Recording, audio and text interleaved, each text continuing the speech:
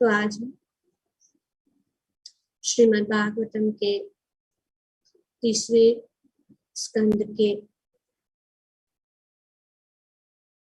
अध्याय 14 के श्लोक संख्या 42 को पढ़ रहे हैं और उसको समझने की कोशिश करें। तो यहाँ पर श्री कश्यप मुनि ने माता दीति को ये जो निषेध कार्य का परिणाम सुनाया। वे जान चुके कि उन्होंने जो कार्य किया है, हालांकि उनकी इच्छा पुत्र उत्पन्न के लिए था, जो बुरा नहीं था, लेकिन काम के वश में काम ग्रस्त होने के कारण वे जो है परिस्थिति को समझ नहीं पाए, वो समय को समझ नहीं पाए और अपने आप को वश में नहीं कर पाई, और इसीलिए उसका जो परिणाम हुआ वो बुरा हुआ। कश्यप मुनि ने उनको समझाया कि इसका परिणाम बुरा है। आगे भी हम पढ़ चुके हैं, तो वो भी हम पढ़ेंगे कभी, ताकि हम इस प्रसंग की कंटिन्यूटी को समझ सके। सो दीति ने कहा, क्योंकि वे अभी बहुत डर भी गई थी कि अभी जो वचन उनके पति ने उनको सुनाया वो जो है डर गई। तो इसीलिए उन्होंने कहा कि हे ब्राह्मण, कृपया ध्यान रखिए कि समस्त जीवों के स्वामी भगवान शिव द्वारा मेरा यह गर्भ नष्ट न किया जाए, क्योंकि मैंने उनके प्रति महान अपराध किया है। तो ये जान अपनी गलती को पहचान लिया कि अभी मैंने अपराध किया है और मैं नहीं चाहती कि मेरा गर्भ नष्ट हो जाए।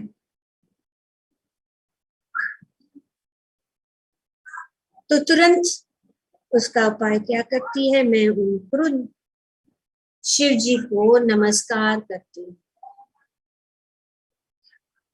जो एक ही साथ अत्यंत उग्र महादेव तथा समस्त इच्छाओं को पूरा करने वाले हैं।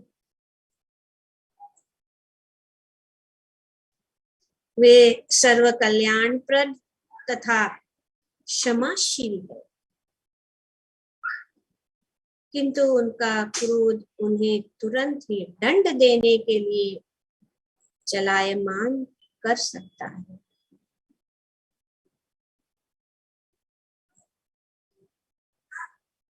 ये कहती है कि हे ब्राह्मण, वे हम पर प्रसन्न हो, क्योंकि वे मेरी बहन सती के पति मेरे बहनों ही है। वे समस्त स्त्रियों के आराध्य देव भी है।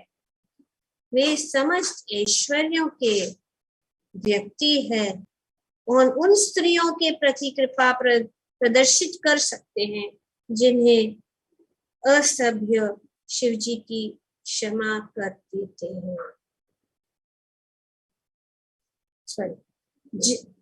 जिन्हें असभ्य शिकारी भी क्षमा कर देते हैं। तो यहाँ पे दीति हम जान लेते हैं कि वे जो है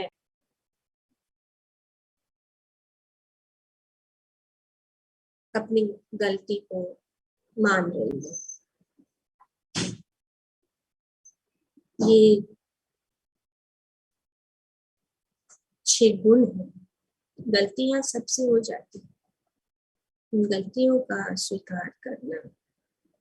जैसे भी कभी भी हमें कोई अपराध हो जाता है तो हमें क्षमा याचना करनी जरूरी है। श्रीमद् भागवत में इस प्रकार से हम देखते हैं कि कभी जानते हुए, सब जानते,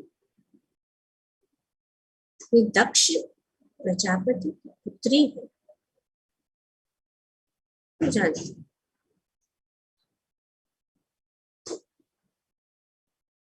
तो परिणाम उनको पता लग गया।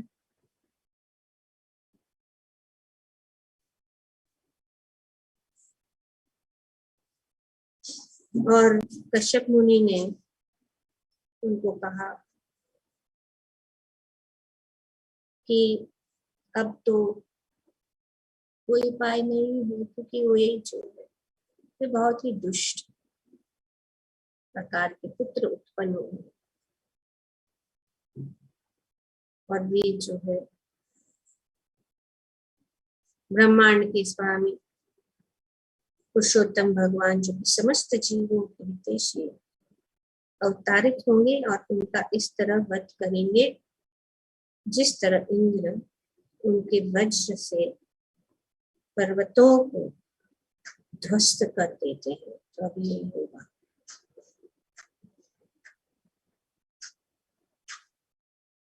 कि वे माने जाए इसके द्वारा परम पुरुषोत्तम भगवान समस्त जीवों के हितैषी है, परम पुरुष परमेश्वर है, स्वयं भगवान है। वे जो है ऐसे दुष्ट पुत्र जो आपके कोख से जन्म ले, उनका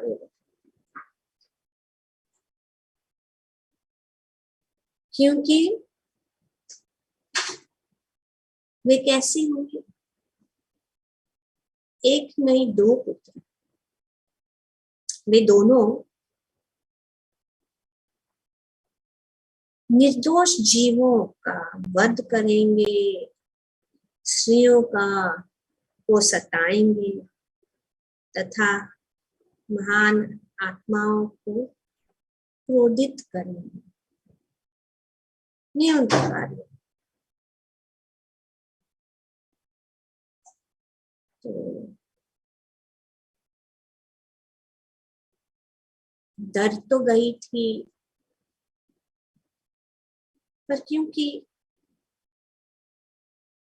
वे भगवान की विभक्त थी, उन्होंने कहा ये तो अति उत्तम है, ये तो अति उत्तम है कि मेरे दोनों पुत्र जो है स्वयं भगवान श्री कृष्ण परम पुरुषोत्तम भगवान के हाथों मारे जाए।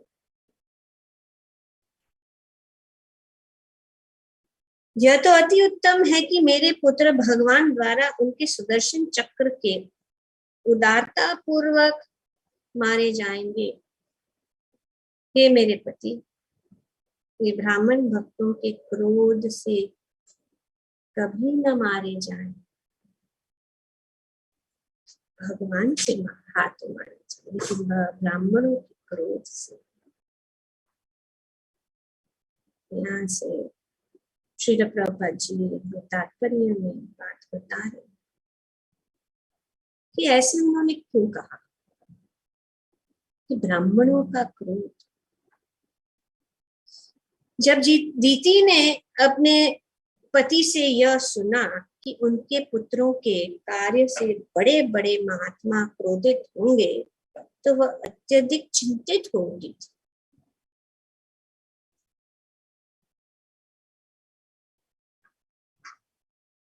उसने सोचा कि कहीं ऐसा न हो कि उनके पुत्र ब्राह्मणों के क्रोध से मारे जाएं। तो ये भी चुप था। क्यों वो सोच रही थी, क्यों वो चिंतित थी कि ब्राह्मणों के क्रोध? क्योंकि जब ब्राह्मण किसी पर क्रुद्ध होते हैं तो उस समय भगवान प्रकट नहीं होते।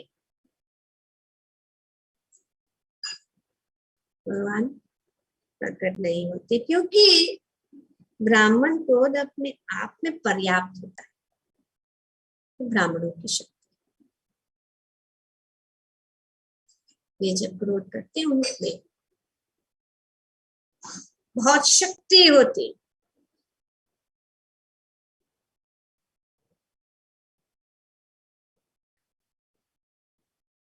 तो इसीलिए वे डर रही थी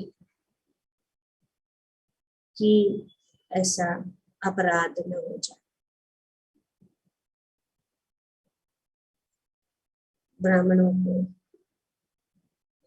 के प्रति अपराध, वैष्णवों के प्रति अपराध का कोई भी निवारण नहीं। और भगवान इसमें बीच में नहीं आते। जैसे हम आगे देखें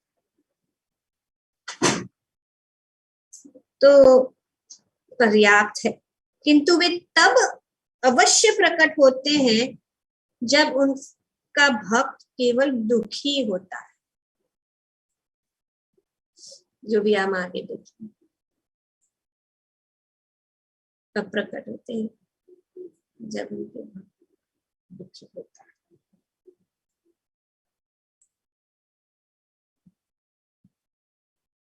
भक्त कभी भी दुष्टों द्वारा दिए जाने वाले कष्टों के कारण भगवान से प्रकट होने की प्रार्थना नहीं करते और वह रक्षा करने के लिए याचना करने उन्हें कष्ट नहीं देते। बहुत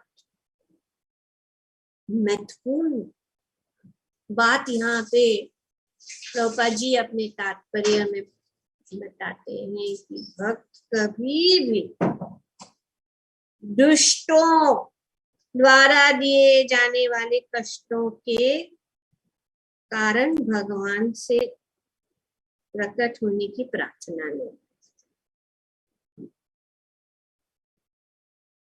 और न उनकी रक्षा के लिए प्रार्थना ये नहीं चाहिए। फिर ये क्यों? क्योंकि वे पूर्णतया से भगवान की शरणागत रहते हैं।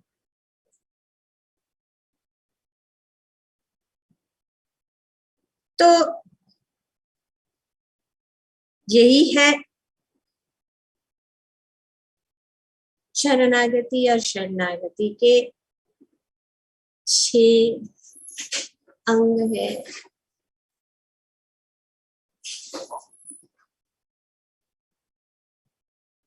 और जो भक्त पूर्णतया से शरणागत है वे कभी भी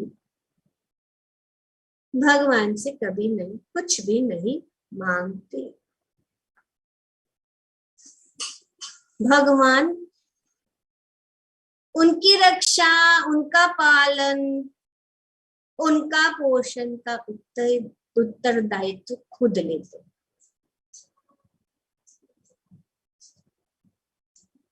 शरणागति का यही अर्थ। अगर हम शरणागत हैं और भगवान से मांगते मतलब हम भगवान की शक्ति, भगवान की महानता को कम कर रहे।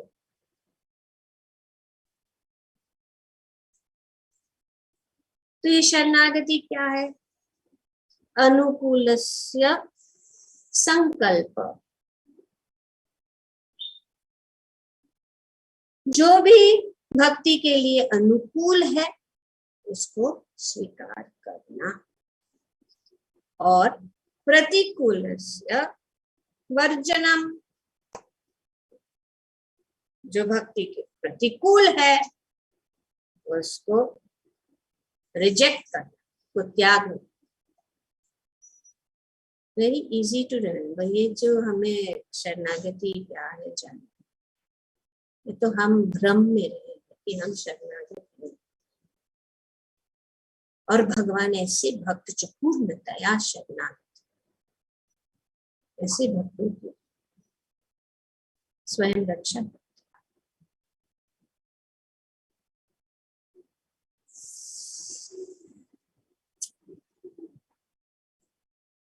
रक्षिष्यति विश्वासो, अवश्य रक्षिबे कृष्णा। भगवान ही हमारे रक्षक। गोप्तृत्वे वर्णम, और वे ही हमारे पालनहार है, हमारे रक्षक है। वे अवश्य रक्षिबे कृष्णा। गोप्तृत्वे वर्णम, आत्म निक्षेप, पूरी तरह से आत्मनिवेदन, अपने आप को पूरी तरह से भगवान को समर्पित करना।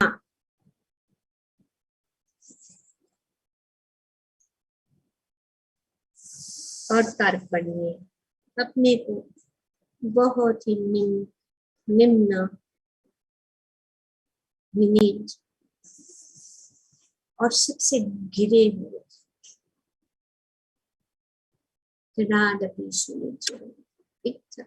कैसे अपने आप को बहुत निम्न समझना।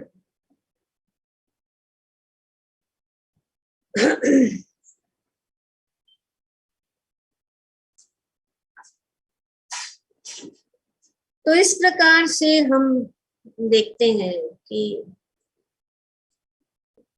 भक्त कभी भी भगवान से कुछ भी नहीं, वे भगवान को ही सब कुछ।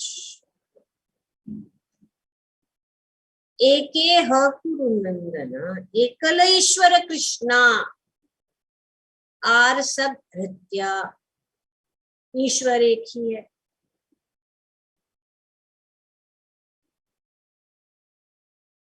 तो उनके साथ ही हमारा संबंध होना चाहिए, उनके पूरी तरह शरणागत होना चाहिए। और शास्त्र में बहुत उदाहरण है, जैसे कि यहाँ पे देख रहे परीक्षित महाराज,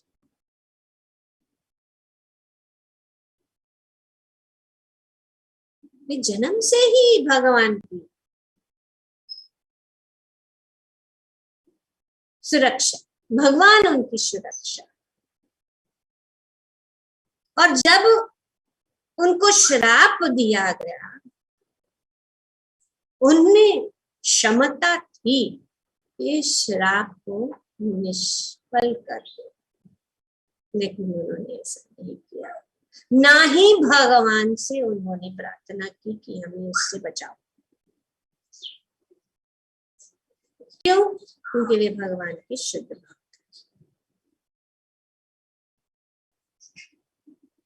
ये भगवान के शुद्ध भक्त का लक्षण है कि भगवान से कभी भी कुछ भी नहीं मांगते, क्योंकि वे जानते हैं भगवान जो कुछ भी हो, हम तो शरणागत, वे जाने उनको क्या करना।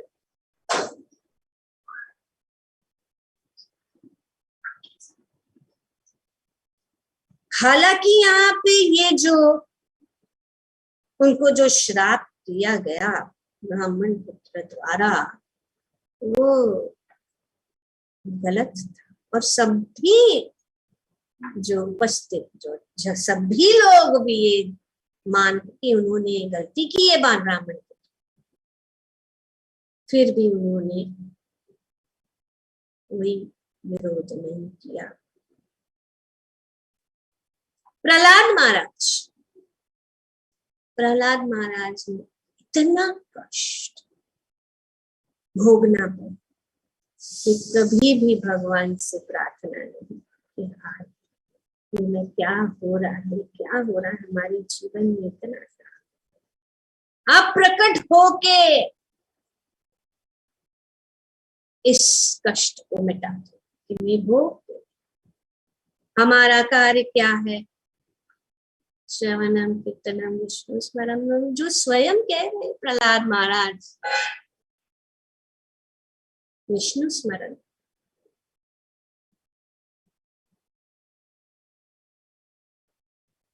विष्णु स्मरणम क्योंकि हमारा मन हमेशा उनमें लगे रहे, बिना कोई इच्छा, अन्य अभिलाषिता शून्य, कोई हेतु की भक्ति। तो प्रहलाद महाराज, इतना ऐसा कोई भी नहीं हो सकता जिसने एक छोटे से बालक।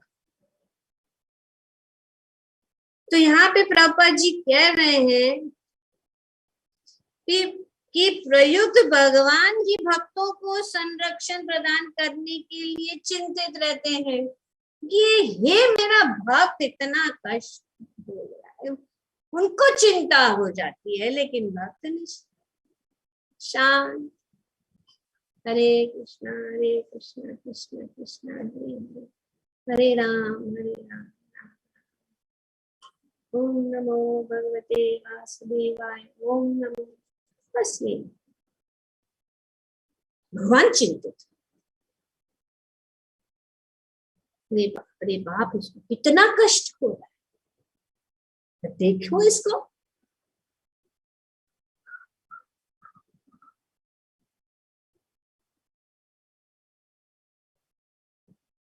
और बलि महाराज उदाहरण, बलि महाराज में हम देखते हैं किस प्रकार से जो प्रहलाद महाराज के पौत्र थे, उन्होंने भी अपने पितामह के पद चिन्हों के अनुसार चलते अपनी भक्ति में स्थित रहकर, और वे भगवान से स्वयं दंडित किए जाने पर भी उन्होंने स्वीकार किया और अपने आप को समर्पित कर।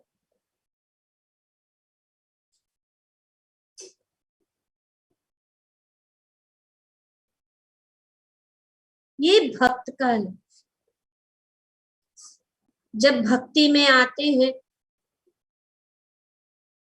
और भगवान के साथ हमारा जब संपर्क हो जाता है तो और कोई चीज की जरूरत नहीं पड़ती। इसका उदाहरण ध्रुव महाराज। ध्रुव महाराज वन में गए थे किसके लिए?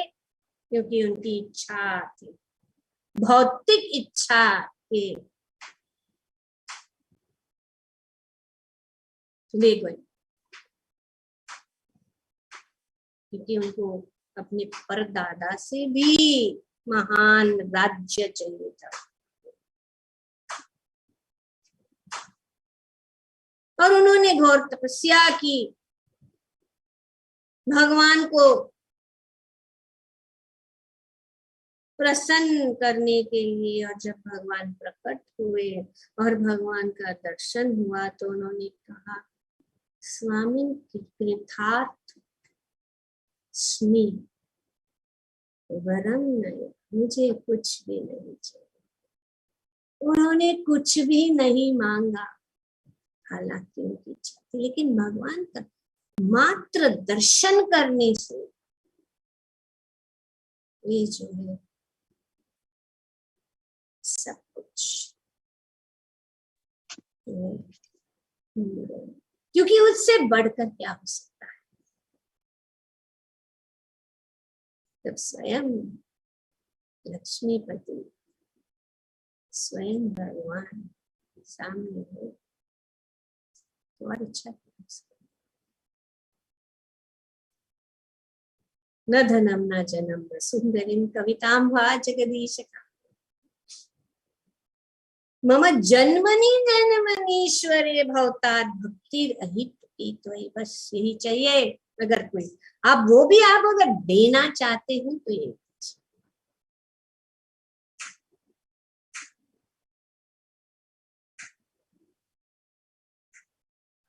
तो इस प्रकार से भक्त कभी भी कुछ भी नहीं। चैतन्य लीला में भी हम देखते हैं हरिदास ठाकुर को इतने 22 मंडियों में उनको पीटा, कभी भी उन्होंने भगवान से कोसा नहीं न कुछ कहा, स्वीकार। हम समझते भक्ति में आए हैं तो हमें सब कुछ भगवान देना चाहिए, सब कुछ अच्छा देना चाहिए। अगर ऐसी इच्छा है तो फिर हमारी, इसीलिए हमारी भक्ति जब नहीं होता, हमारी भक्ति जो है डाउन हो जाती है। चैंटिंग छोड़ देते हैं, क्लास में आना छोड़ देते हैं, भक्तों का संग छोड़ देते हैं,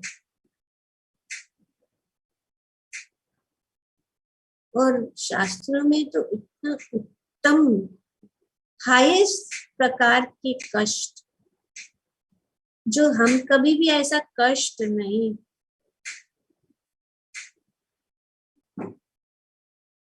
द्रौपदी के 5 पुत्रों का हत्या, अर्जुन को अपने परिवार सगे संबंधी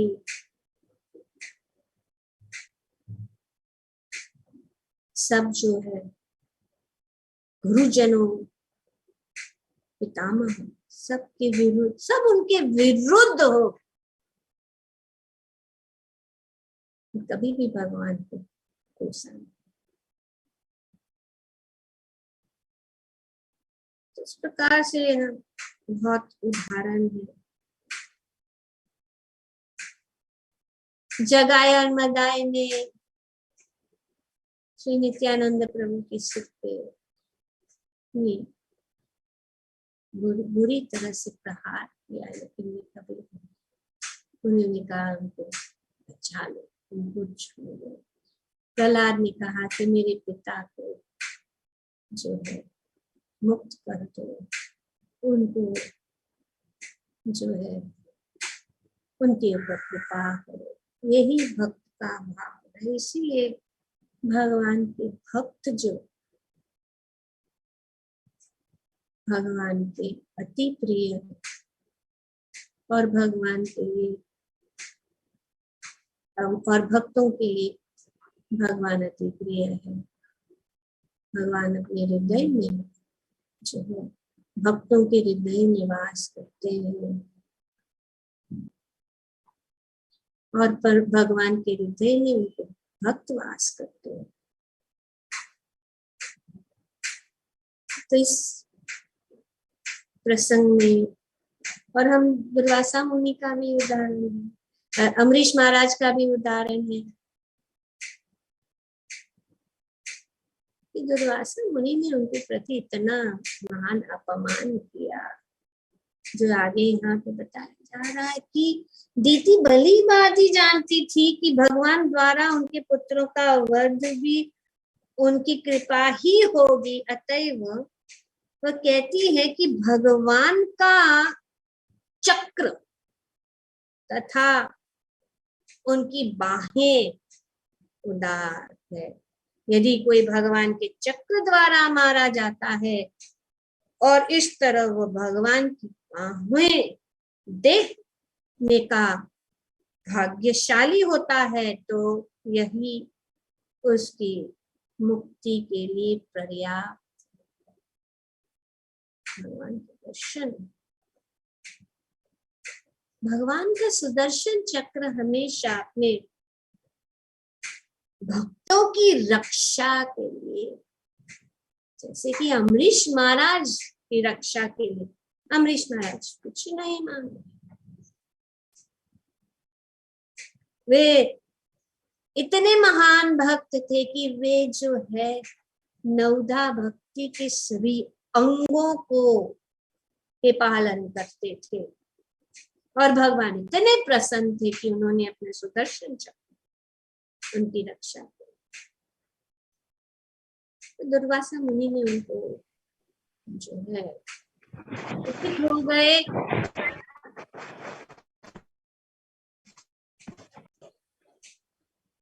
और उन्होंने क्रोध में एक कृत्या जटा के बाल कृत्या को अमरीश महाराज वध करने के, आप सब कथा जानते हैं, पर अमरीश महाराज रंच मात्र भी अपनी जगह से हिले नहीं। वे जानते हैं भगवान शरणागत भक्त को कभी भी किसी भी परिस्थिति में जो है भय अभय मृत्यु के सिर के ऊपर पैर रख करके भगवत धाम चले जाते। तो मृत्यु क्या है?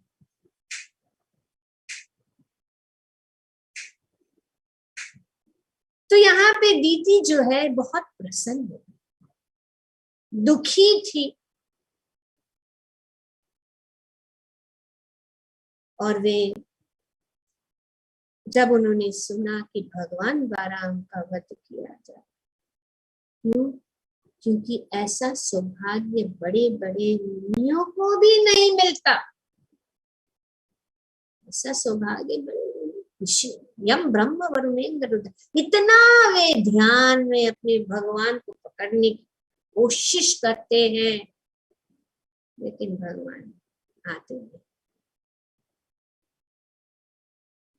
यहाँ पे भगवान स्वयं आके उनका उद्धार, उनकी चिंता एक ही थी। और वो आगे कहती हैं कि जो व्यक्ति ब्राह्मण द्वारा तिरस्कृत किया जाता है या जो अन्य जीवों के लिए सदैव भयप्रद बना रहता है, उनका पक्ष न तो पहले से नरक में रहने वालों द्वारा न ही उन योनियों में रहने वाले द्वारा लिया जाता है जिसमें वो जन्म लेते हैं। तो ना घर के ना घाट के, अपने जो जिस कुल में जन्म लिए वे भी उनको बचा नहीं सकते, और ना ही अगर कोई नरक में रहने वाले नहीं तो। तिरस्कृत जीव योनि का व्यवहारिक उदाहरण कुत्ता है, तो ये कुत्ता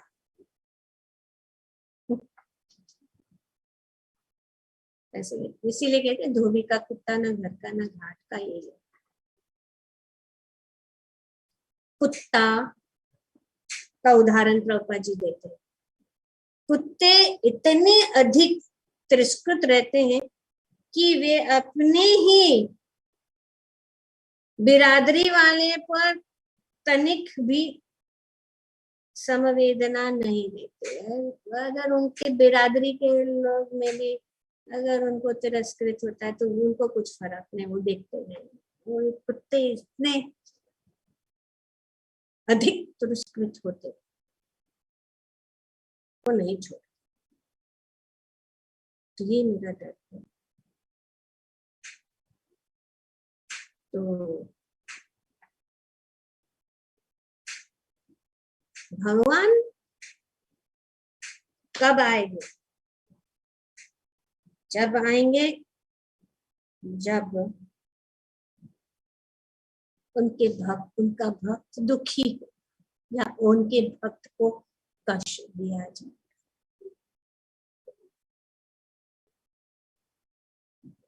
जब ये दोनों भगवान के भक्त को कष्ट दिए तब भगवान आए हैं,